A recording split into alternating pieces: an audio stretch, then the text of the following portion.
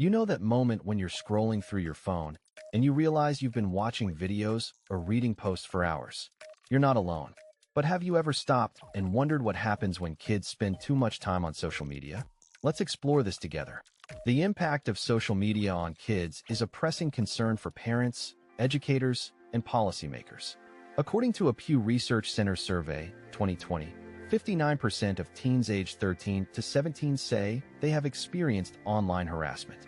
Today, we're going to pull back the curtain on what happens when kids spend too much time on social media and what we find might genuinely change how you think about your child's online activities. A study published in the Journal of Adolescent Health, 2019, found that adolescents who spent more time on social media were more likely to experience depression and anxiety. Dr. Jean Twenge, a psychologist and professor at San Diego State University, has written extensively on the negative effects of social media on kids' mental health. Twenge, 2017. For example, a teenager who spends hours on social media might start to feel like they're not good enough or that their life isn't as exciting as others. This can lead to a vicious cycle of low self-esteem and anxiety. A study by the University of Iowa's Tippie College of Business, 2020, found that social media use can lead to decreased face-to-face communication skills in children. Imagine a child who's used to interacting with their friends online, but struggles to hold a conversation in person. This can lead to social isolation, even when they're surrounded by people. The American Academy of Pediatrics recommends that children over 12 years old limit their screen time to 1 to 2 hours per day, 2018. But what happens when they exceed that limit? A report by the Cyberbullying Research Center, 2022, found that 36% of teens have experienced cyberbullying. This can have serious consequences, from anxiety and depression to even suicidal thoughts. According to a Common Sense Media report, 2020, 60% of parents say they are worried about the impact of social media on their children's mental health. But what can we do to prevent this? But here's what nobody talks about: the role of social media companies in perpetuating cyberbullying. A study published in the Journal of Children, Media, and Culture, 2020, found that kids who spent more time on social media were more likely to experience social isolation. But what if social media companies design their platforms to prevent bullying and harassment? As we explore the impact of social media on kids, it's essential to understand the psychological and emotional implications of excessive screen time. Think of social media like a digital mirror. It reflects our lives, but often in a distorted way. Kids, in particular, are susceptible to this distorted reflection, which can lead to feelings of inadequacy and low self-esteem.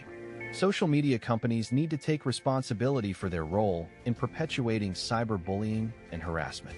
They need to design their platforms with safety and well-being in mind, rather than just profit and engagement. Imagine a social media platform that uses AI-powered tools to detect and prevent bullying, or a platform that rewards kids for engaging in positive online behaviors, like kindness and empathy. As parents, educators, and policymakers, we need to work together to create a comprehensive approach to addressing the impact of social media on kids. This includes setting limits on screen time, monitoring online activities, and encouraging face-to-face communication. But it also involves advocating for systemic change and holding social media companies accountable for their role in perpetuating cyberbullying and harassment. As we navigate the complex world of social media and its impact on kids, it's essential to consider the long-term effects of excessive screen time. Research has shown that exposure to screens and the constant notifications from social media can interfere with a child's sleep patterns. This can lead to a range of problems, from fatigue and irritability to decreased cognitive function and increased risk of depression. Social media companies need to take responsibility for their role in perpetuating cyberbullying and harassment. They need to design their platforms with safety and well-being in mind, rather than just profit and engagement. Imagine a social media platform that uses AI-powered tools to detect and prevent bullying, or a platform that rewards kids for engaging in positive online behaviors, like kindness and empathy. A study published in the Journal of Youth and Adolescence found that exposure to idealized images of peers on social media can lead to decreased self-esteem and life satisfaction in young people. This is particularly concerning for kids who are already vulnerable to body image issues or low self-esteem. By teaching kids media literacy skills, we can empower them to effectively evaluate the information they consume online. As parents, we play a critical role in shaping our kids' social media habits. By setting limits on screen time, monitoring online activities, and encouraging face-to-face communication, we can help our kids navigate the online world with confidence. But it's not just about setting rules, it's also about modeling healthy behavior. For example, imagine a parent who spends hours scrolling through their phone, but tells their kids to limit their screen time. This can send a mixed message and undermine our efforts to promote healthy social media habits. Instead, we can model healthy behavior by setting limits on our own screen time and engaging in activities that promote well-being and positive relationships.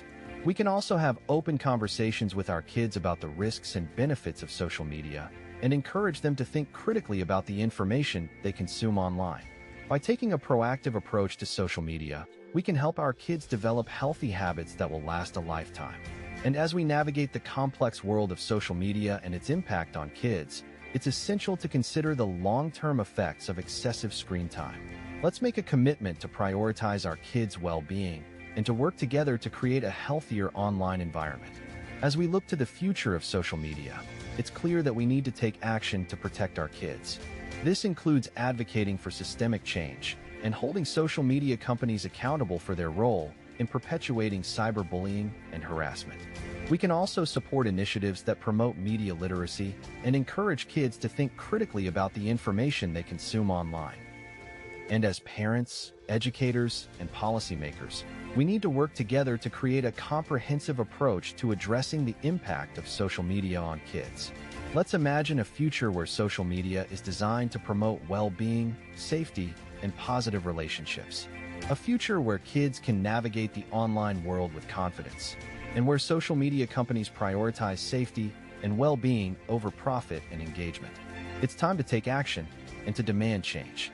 Let's work together to create a healthier online environment and to ensure that social media is a positive force for good in the lives of our kids.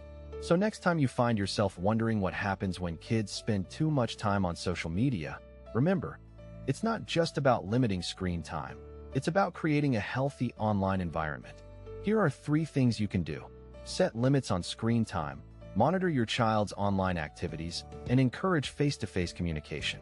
And if you're a parent, consider having an open conversation with your child about the risks and benefits of social media. Thanks for watching, and don't forget to subscribe for more content on the intersection of technology and society. What do you think? Share your thoughts in the comments below.